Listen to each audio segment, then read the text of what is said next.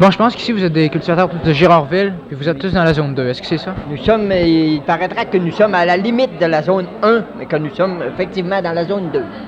Est-ce que ça veut dire que vous devez arrêter de produire du lait à plus ou moins longue échéance? Peut-être que nous sommes assez trop intéressés pour abandonner le laitier pour tout ça, parce que ça répond bien, on cultive, puis le rendement est bon, puis c'est rentable, puis à ce moment-là, il n'est pas question pour nous de changer nos options. Mais là, vous avez vu des agronomes, je pense. Vous avez rencontré des agronomes pour savoir si allaient continuer si l'ACL ou les autres allaient continuer à venir chercher votre lait. Puis la réponse, c'est que... Nous n'aurons pas de problème de ce côté-là, disons à la limite où nous sommes situés. Tous ici, vous allez réussir à vendre votre lait quand même encore... Ils ne peuvent pas nous ôter ça. On va tout installer pour le lait. Ça veut dire qu'il n'y a pas de problème, en fait, que vous installerez pas, donc vous organiserez pas un bœuf de boucherie ou vous changerez pas votre... Ça peut nous amener des alternatives.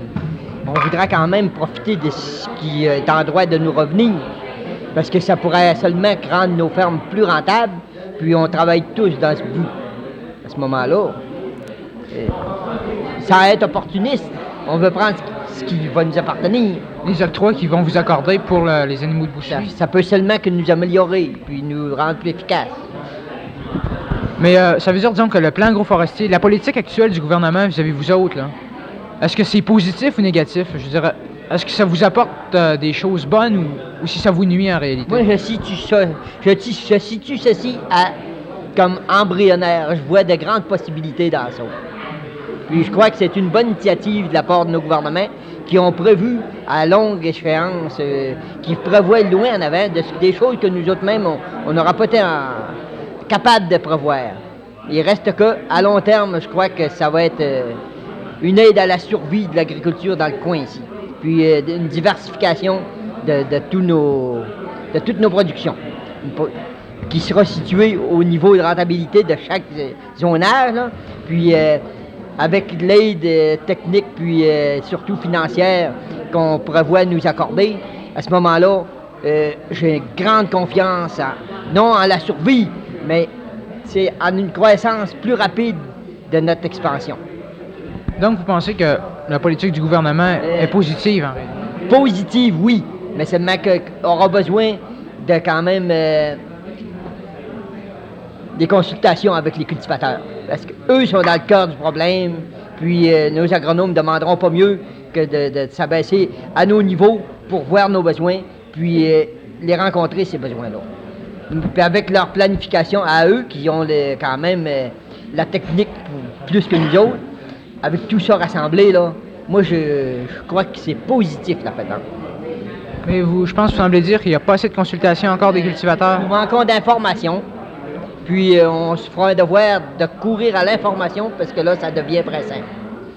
Mais ça fait déjà un an que c'est en marche, cette chose-là, puis regardez ce qu'on sait, là. On se fait informer ce soir là, des choses qu'on ne savait même pas. Hein, au bout d'un an. Le défaut, il vient de vous autres qui ne vous informaient pas ou des gouvernants qui vous...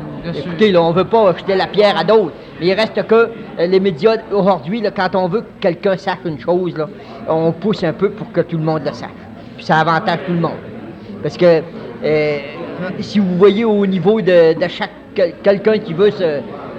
Ouais, moi, je ne voudrais pas parler de politique, mais quelqu'un qui veut se faire connaître, là, ben, il donne ses avantages. Hein.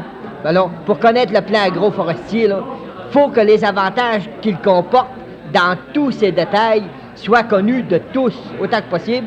Puis moi, je suggérerais à nos agronomes de prendre les moyens, les médias d'information pour atteindre tous les intéressés.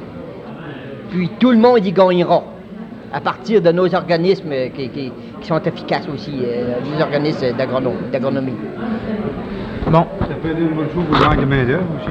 Celui qui n'a pas de main-d'œuvre, qui pourrait se transformer sur la boucherie, autant qu'il pourra vivre la même chose que la production du lait. Ça peut donner une bonne chance à plusieurs. En se transformant en boucherie?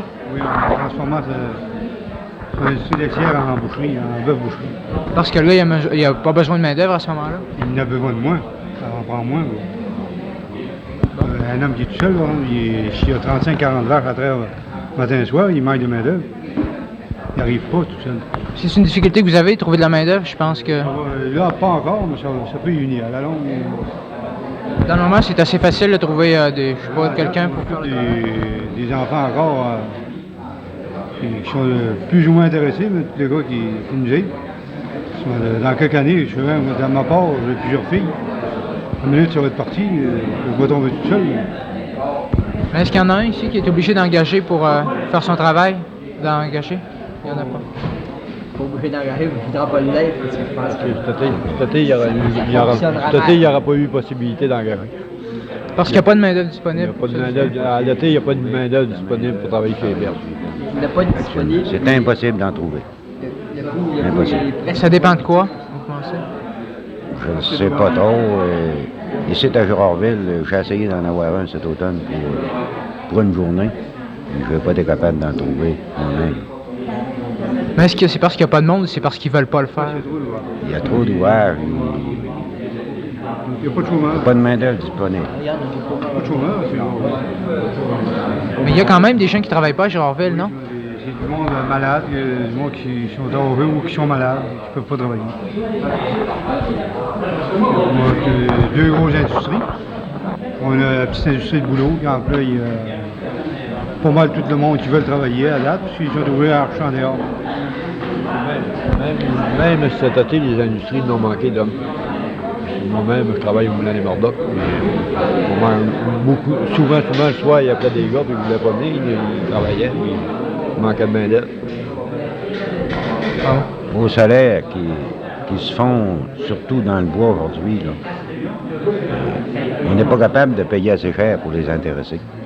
Mais si vous pouviez donner plus, pensez-vous que vous réussiriez à trouver de la main-d'œuvre? Ça serait assez dur. Ça serait dur quand même. Il faudrait être capable de donner des bons salaires. Parce que les salaires sont assez élevés comparé avec les autres. Mais quel moyen que vous voyez pour remédier à ça? Je veux dire, est-ce que ça pourrait venir du gouvernement? Ben si, en fait, ça dépend pas, ça dépend de personne. C'est juste un problème qui se réglera, qui va se régler de lui-même. C'est assez dur. C'est assez dur à dire quel moyen prendre.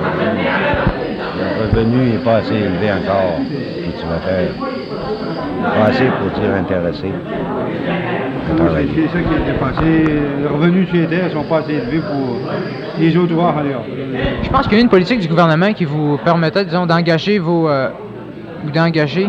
ils payaient un salaire des étudiants, c'est ça? Est-ce que ça vous aide un peu? Ça doit être assez dur, je ne l'ai jamais engagé. Je m'imagine qu'un étudiant qui n'a jamais été sur une terre, ça doit être assez dur d'essayer de... Je sais pas, c'était pas destiné seulement aux cultivateurs, ça. Non. C'était destiné à l'industrie aussi. C'est pour aider les étudiants à trouver un emploi. Le gouvernement en payait une partie, si j'ai bien compris. Fait que, il reste que quelqu'un qui aura pu se prévaloir de ça. Il y avait quand même des normes. Hein. Puis il faut employer une certaine longueur de temps. Puis il reste que, tu sais, on a des heures de pointe sur les fermes, mais qu'il reste qu'on a beaucoup de temps qu'on ne peut pas donner de travail efficace à ça. Puis si on tient compte quand même de la somme à verser au bout, là, ça devenait prohibitif pour plusieurs. Donc c'était pas avantageux pour les cultivateurs, cette mesure-là? Le gouvernement ne donnera pas plutôt de donner une subvention pour un étudiant qui n'aidera pas un cultivateur qui a un garçon. Il donnait la même octroi pour qu'ils peuvent le garder chez eux plutôt que de l'envoyer en dehors. Lui, il est habitué, ça il pourrait aider à son père pareil. Puis il aurait un bon salaire, puis ça affecterait moins le père de famille à garder ses garçons. Ça élimine des fermes, cette chose. C'est une lacune terrible. L'enfant sera presque intéressé à cultiver, étant donné que son père a une vocation des sols, qui aime ça. Là, hein. Il inculque à son enfant de mettre le sol aussi. Puis l'enfant, de par rendu à un certain âge, ça prend un peu d'argent, jeune. C'est normal. Puis si le père ne peut pas se permettre de payer un salaire raisonnable à l'enfant, bien, celui-ci il se désintéresse un moment, puis c'est de valeur, mais c'est une perte pour l'agriculture. Hein? Une fois qu'il est sorti, puis qu'il a goûté à l'industrie, puis au salaire qui se verse ailleurs, il est moins tenté de revenir, tu sais, à la ferme. Parce que quand même, il y a des jobs ingrates à la ferme. Hein? On travaille 7 jours par semaine. Puis quand il a goûté, il a travaillé 4 jours et demi par semaine, puis que dans sa poche le samedi, qu'il a plus d'argent que s'il avait resté chez eux, il reste que là, il y a des choses à étudier puis à repenser. certainement. Est-ce que vous avez tous des enfants qui vous aident sur la ferme dans le moment? Oui. Puis est-ce que la relève, est-ce que ça va être un problème ou si vous pensez que... Moi, je vois ça un vrai problème. Pour cette raison-là. Parce que les étudiants sortent d'école, ils sont tentés de s'en aller travailler en dehors. Ils voient que le revenu qui se fait, si tu veux, dans la forêt, dans l'industrie, c'est pas comparable avec le revenu de sa ferme. Tant qu'il n'y aura pas de rapprochement entre le revenu de la ferme puis le revenu général de partout. Parce que là, l'industrie, puis l'agriculture, à date, l'agriculture, c'est le parent pauvre dans l'industrie, n'importe quelle industrie.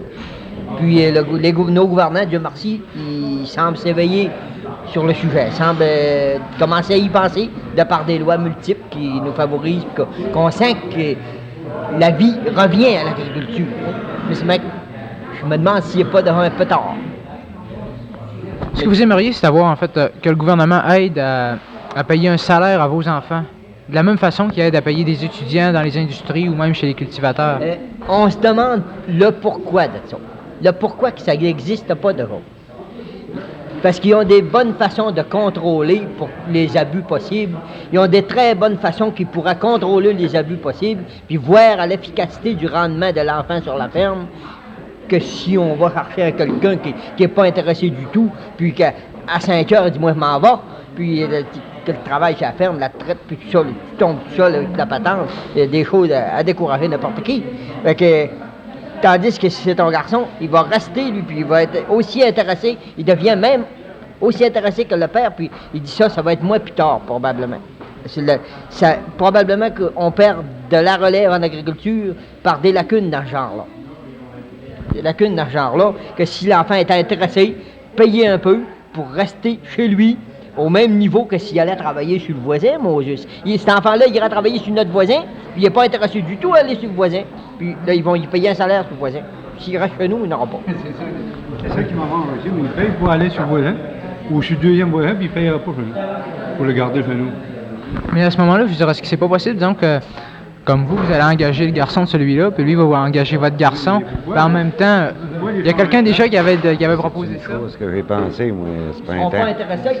Pourquoi les changer de maison? Pourquoi est-ce qu'ils ne payera pas chacun chez nous? Oui, OK, l'idéal, ça serait qu'ils payent chacun chez vous, Ils c'est ne sont vrai. pas intéressés à aller travailler chez le voisin. Ce qui sont intéressés, c'est chez eux, à voir prospérer la patente, puis tout ça. Hein? Même des fois, il y a un petit brin de jalousie pour pas que le voisin nous dépasse. Fait que s'ils vont travailler pour lui, ils vont y aller à contre-cœur un peu. Fait que si l'homme est... C'est comme quelqu'un qui fait un travail qu'il n'aime pas. Hein? Est-ce que ça arrive des petites rivalités, comme tu prends le Gérard, là, on dit, moi juste, là je t'entoure, mais je viendrai bien dans la moyenne tout à l'heure, ou prendre la tête, quelque chose. Bon, ben, des petites rivalités comme ça n'en prend quasiment. C'est de l'initiative, ça. Puis, ça fait pas de mal à personne. Mais il reste que, si mon enfant s'en va travailler pour celui-là qui veut rivaliser, il va dire, moi, il faudra pas en faire trop. Hein, puis, à ce moment-là, c'est pas bon pour personne. Ah, s'il travaille chez eux, vous voulez dire que... Et il va avoir le cœur à l'ouvrage. Il va avoir le cœur à l'ouvrage. Parce qu'il voit que ça va peut-être lui rester, finalement. Absolument, absolument. C'est dans ce but-là. Puis, je me demande comment ça se fait que ça n'a pas été pensé. Ça a peut-être été pensé, mais il y avait peut-être des normes à rencontrer, mais il faudrait que ça serait réétudié, puis discuter avec les intéressés, puis savoir le pourquoi que ce fonctionnement-là n'a pas encore été mis normal. Moi, je n'appelle pas ça normal. Mon fils allait chez le voisin pour travailler, moi prendre le fils du voisin, puis si le fils du voisin vaut 2 fois le mien, ou inversement, puis on va lui donner le même salaire, on va être aidé, puis l'autre, il dit, maudit, il voudra bien être là à la place du site, puis il tire de l'arrière tout le temps, puis moi, je suis jamais content, puis mon garçon est là-bas, puis je sais que c'est la même chose qui se passe. Fait que... on se met à la place de tout ça, puis à un moment donné, le run est écœuré, puis il lâche tout. C'est certain que le gars, le garçon que tu as chez vous, qui travaille avec toi, il est plus intéressé de travailler chez la ferme que tu possèdes toi-même qu'aller travailler chez le voisin. C'est ça, je me demande. On va payer chez le voisin. Je peux le payer chez nous. Je peux garder la même chose. Ça pourrait être dangereux pour des arrangements, ça. Je pourrais engager mon garçon sur le voisin, puis engager le garçon du voisin. Puis après ça, Les rester jeunes chacun sont pas chez eux. intéressés, puis ta patente-là, ils s'en fichent, eux autres. Et des manigances de ce genre-là, ils se fichent de ça. À un moment, ce qui arrive, ils y ont tout pour aller gagner 50 pièces par jour en forêt. Ouais, ce que monsieur vient de dire, je pense que ça avait déjà été... Ah oui, engager le garçon du voisin, le voisin engager le sien chez nous, mais en réalité, rester chacun chez eux. Je pense que le ministre Toupin, il a dit ça à Saint-Jérôme au printemps. Il avait dit ça aux cultivateurs, il a dit, vous pouvez toujours faire ça. À un moment donné, il a dit, c'est pas officiel. Tirer à couverte comme ça, moi, j'aime pas ça. Pourquoi pas être franc, puis jouer franc-eux, puis mettre les choses telles qu'elles sont, puis donner à chacun justice. Ouais, c'est un fait. D'abord, on a considéré que foncièrement, les cultivateurs sont honnêtes, puis ils l'ont prouvé. Puis il y aura seulement qu'à faire des enquêtes isolées, comme quand c'est les cas de remboursement de taxes de gaz ou autre chose. Il y a déjà eu des petites enquêtes, puis ils ont considéré que, normalement, les cultivateurs font très bien ça. Fait qu'à ce moment-là, pourquoi est-ce que, dans l'autre sens, avec les énormes responsabilités qu'il incombe de prendre un fils, puis de l'envoyer ailleurs, puis tout inverser les choses, tous les effets terribles que ça peut avoir, pourquoi est-ce qu'on ne laisse pas chacun chez eux? Ça, c'est, disons que si j'étais quelqu'un d'important, là, en ferait une proposition en mots juste. Il reste que c'est une idée qui est personnelle, mais qu'on pourra multiplier par autant de cultivateurs qu'il en existe. Vous avez mis une loi, je pense que vous n'êtes pas obligé de contourner.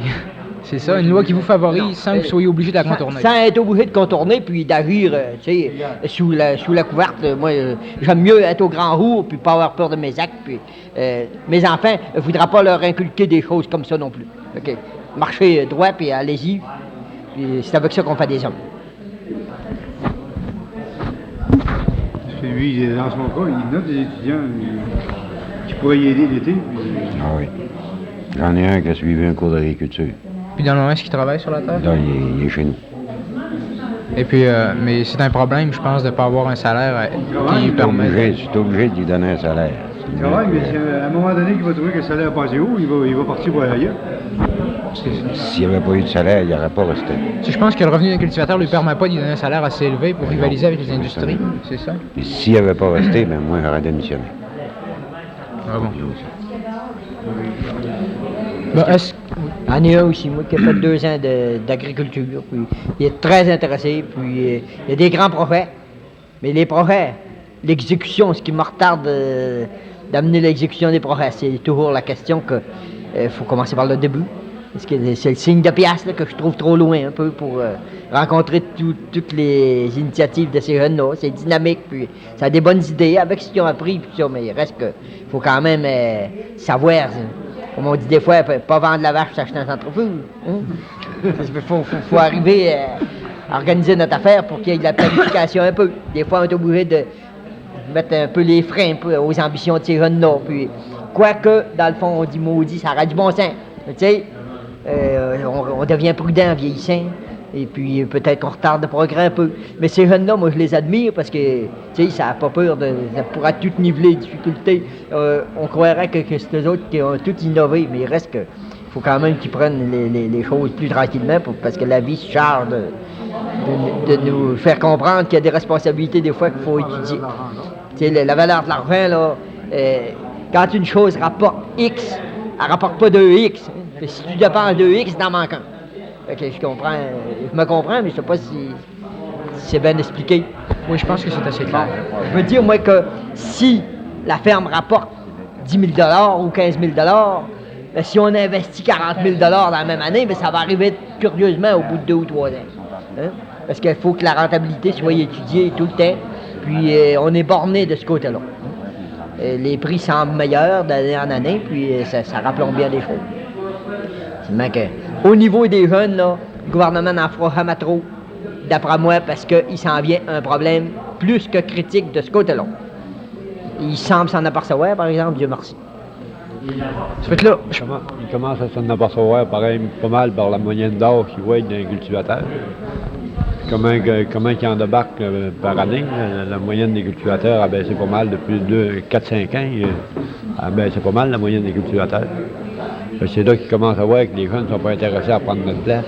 prendre la relève. Si c'est assez rentable que ça, l'agriculture, nos jeunes, ils ne se battront pas pour pas le prendre, ce qui reste. On leur offre des opportunités, des bonnes terres depuis toute l'organisation.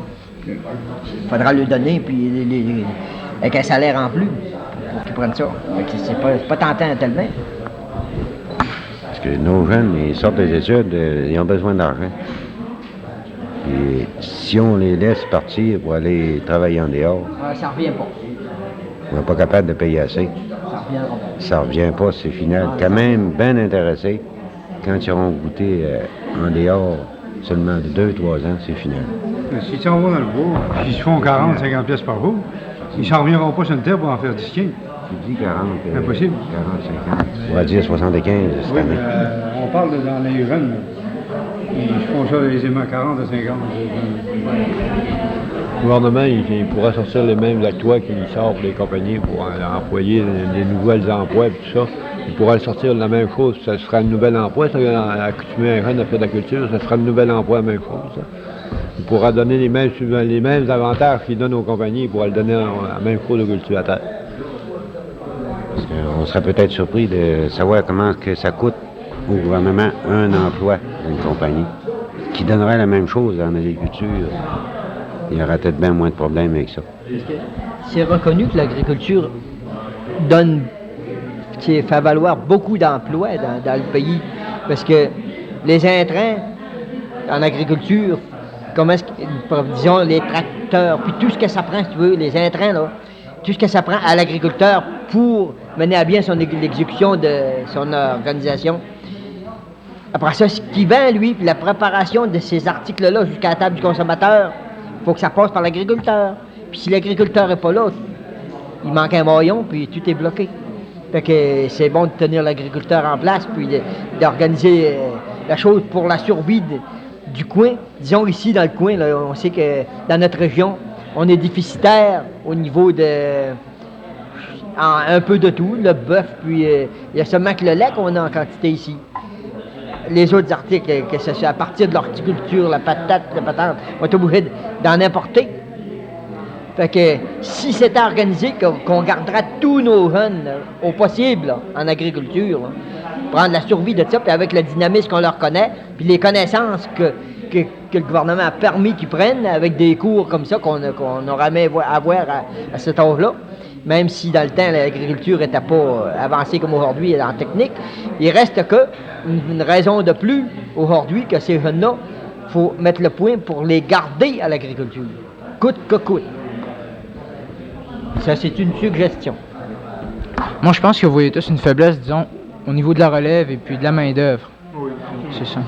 Mais est-ce que vous voyez dans le plan, je pense, ou dans la politique du gouvernement, d'autres faiblesses, d'autres choses qui pourraient être améliorées ou changées?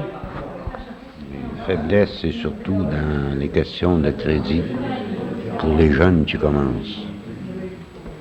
Là, la plupart des jeunes ne sont pas capables de dire prendre la relève par rapport à ça.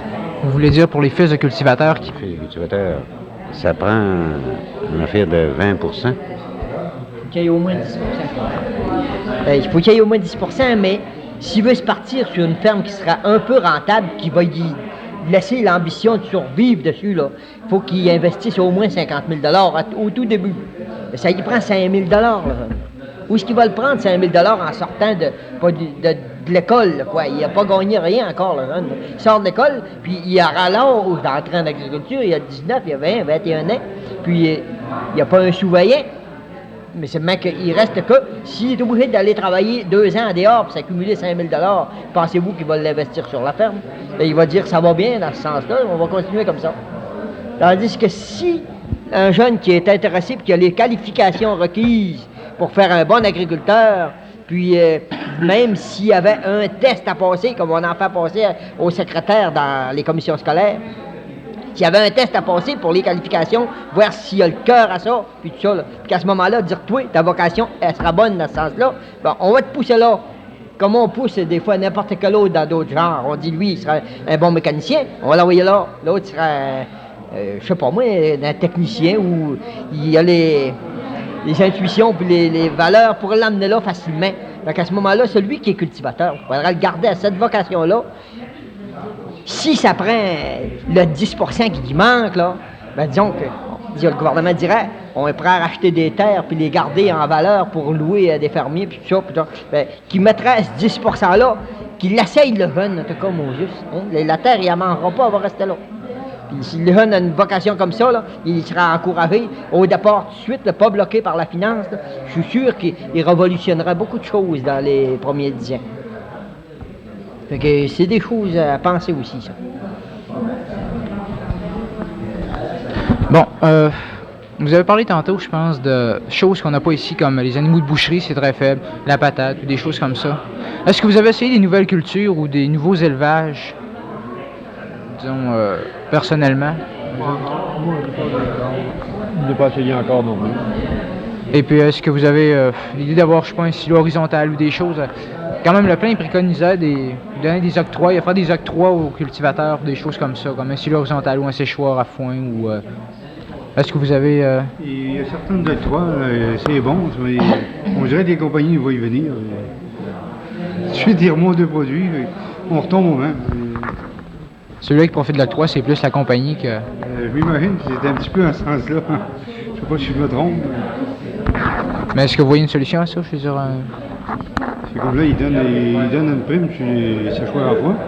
Tout de suite, pendant le prochain, je pourrais remonter 100$. Ils mangent déjà une partie de toi. Il y a des limitations aussi. Prenez comme cette année, là, les provandes, c'est pas un succès la récolte au Lac-Saint-Jean. En général. Là. Puis on prévoit, là, d'abord, c'est pas ça qui nous empêche de préparer le sol pour la culture de l'an prochain. Certains cultivateurs, là, j'en suis un, moi, je prévois d'être obligé de mettre de 1000 à 1200$ en terre le printemps prochain. Vous savez que ça donne des maux de tête un peu, ça. Hein? On dit ça va être le même rendement l'année prochaine qu'on a eu cette année. Ça dépend de quoi, ça? De par la température qui n'a pas été favorable. Définitivement, la provende au Lac-Saint-Jean cette année, c'est pas grand-chose. Hein? La statistique peut le démontrer n'importe quand. Fait que ça arrive un peu trop souvent, malheureusement. Ça devient, tu sais, on est réticent un peu à mettre des grosses sommes en culture, là, dire là, je mets ça là, puis on dit, comment ça va aller. Et c'est vrai qu'il y a l'assurance récolte, mais c'est un minimum qu'on ne voudra pas en rester là au minimum. On voudrait, c'est une bonne loi, mais on voudrait quand même, de temps en temps, avoir une sortie qui rapporterait quelque chose, même de ce côté-là. Et c'est pour ça qu'avec les initiatives là, de drainage là, qu'on espère qu'ils vont être plus intensifiées encore, parce qu'on demande des plans de drainage, puis ça prend 2 ou 3 ans avant d'avoir notre tour, puis il y a certainement un manque de ce côté-là. Ça ne sera pas supposé être si long que ça. Et vous verriez quoi là, pour améliorer ça, disons, si vos récoltes sont mauvaises, quoi, qui baissent le prix des grains ou qui vous donnent des octrois ou je sais pas quoi? Ben les octrois, on voudra pas quand même chialer puis se faire vivre par des octrois, et ainsi de suite. Mais c'est il y a certainement une planification dans ce sens-là à prévoir que ça demeure dans la chose du possible pour un homme d'avoir une bonne semence puis une organisation de survie. Mais là, la température, elle dépend quand même pas du gouvernement. Non, on comprend, mais il reste que on l'a subi quand même. C'est arrivé ailleurs. L'année passée, vous avez vu le secteur sud de Montréal, comment ce mec-là, la cause cette année, sans être aussi violente, le grain cette année, ceux qui ont battu, ils savent comment est-ce qu'il était situé. Ils prenaient à l'horizontale. Le grain n'était pas debout, il était couché. Fait que, dans ce temps-là, quand la récolte n'est pas déjà très bonne, s'il en reste 20% à terre, c'est encore moins bon. Donc, est-ce que vous prévoyez essayer des choses comme, je sais pas, la luzerne ou la févrole ou des nouvelles cultures est-ce que vous pensez en essayer? Est-ce que vous pensez que ça peut être bon ou si vous commencez par le commencement? Il faudrait se redonner. Pour la luzerne, on va prendre du terrain drainé la févrole le plus possible. Je pense que vous avez dit que les plans de drainage, c'était long des avoirs, puis c'est un problème. Le plan de drainage, vous allez demander un plan de drainage de votre ferme, là, puis ça va prendre 2 ans avant que le plan vous soit exécuté que vous. Puis, après ça, ça va vous prendre encore un bout de temps avant d'être capable d'effectuer le dit drainage. C'est pas probablement qu'il manque de main-d'œuvre ou de. Je sais pas moi, de technique pour. Il manque d'argent aussi pour drainer. C'est un affaire qui coûte assez cher.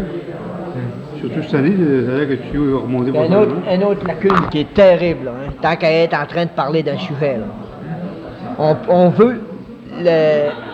On veut que la consolidation des fermes. Un homme a un lot, il a un demi-lot. Un homme à un demi-lot, il a droit à 40 heures de tracteur, travaux mécanisés. Mais le même homme, il va avoir 600 heures de terre, mais il a encore à 40 heures. C'est une farce. C'est une farce. Ça, c'est aussi bien de dire, toi, je t'ai là, tu vas t'agrandir, mais tranquillement, petit gars. Comme tu avais beau pas en avoir tant que ça de la terre. Ben, tu achètes l'autre qui avait 40 heures, l'autre de là avait 40 heures, puis toi, tu es au milieu, tu avais 40 heures. Ça faisait 120, ça. Achète les deux autres chaque bord en consolidation, ben, tu es bloqué à 40 heures, puis les deux autres, c'est plus rien, ça. C'est logique, ça. Est-ce logique, ça? Ben, pour moi, Ben, c'est ça, pas logique. c'est logique, ça, là. Parlons pas de la consolidation des fermes à ce niveau-là, c'est zéro. Parce que, parfois, c'est... D'abord, on sait que... Moi, je ne recommencerai pas à arracher des souches avec un tracteur, des petits tracteurs de ferme, hein? Quand on déboise, puis tout ça, là. Ben, ça, ces grosses mécaniques-là, là, quand on a vu travailler ça, là, on ne veut plus le faire à bras, cette affaire-là. Fait que, à ce niveau-là, là, c'est bon d'avoir des primes d'agrandissement, puis tout ça, mais c'est bien que... Si une fois qu'on a acheté les voisins, qu'on ne peut plus toucher à ces terres-là, à part que de le faire à bras, puis qu'on adora notre ouvrage qu'on avait avant, puis celle-là en plus qu'on voudrait exécuter, et puis on est bloqué, on n'a plus le droit d'avoir d'heures, puis tout ça. Puis si c'est non transférable, essaye pas d'avoir 4 heures du voisin pour consolider ton affaire, et ça ne marche pas, tu es bloqué, c'est 40, bon, oh. Moi, j'ai déjà eu un plan quinquennal à 100 heures par année, j'ai eu 2 ans, puis à la 3e année, on dit cette année, petit gars, c'est 50. C'est arrêté ton affaire. Pourquoi qu'on m'a pas laissé faire mon 5 ans? J'avais un plan quinquennal qui était enregistré et qui était accepté de 500 heures, 5 ans. Puis, au bout de 2 ans et demi, mon affaire s'était éteinte. Dieu merci, j'ai eu 250 heures. Mais il reste que, pourquoi qu'on m'a pas laissé faire mes 5 ans? Là, après ça, les travaux mécanisés, je pense que je vous en reparlerai plus. Je serai correct dans mon affaire. Mais là, il arrive qu'on m'a bloqué, puis ça, c'est officiel. Pourquoi? Pourquoi je donnais le rendement au possible de ce qu'il y avait moyen avec la machine, puis tout le monde était content. Vous voudriez que les heures accordées soient, disons, proportionnelles à la grandeur des terres. Si on veut que le cultivateur se consolide, à ce moment-là, s'il a besoin de 100 heures au lieu de 40, s'il a pris 3 terres au lieu d'une, il avait droit à 40 avant. Pourquoi il n'y aura pas les mêmes droits une fois consolidé? Hein? Moi, je ne vois pas pourquoi que ces heures-là sont perdues du fait qu'ils arrivent au même nom. Parce qu'on encourage ceci, on veut que les gars consolident, mais une fois consolidés, les heures, t'en as plus. C'est un fait, tout le monde est dans le même bobo, c'est pas vrai ça? Vous achetez les deux voisins, il y avait chacun 40 heures avant les gars. Une fois que vous les avez achetés, les deux 40 heures, vous les avez plus. Vous avez juste 40 heures, vous avez 400 heures de terre, mais c'est pas rien, vous avez 40 heures. Ça arrive à tout le monde.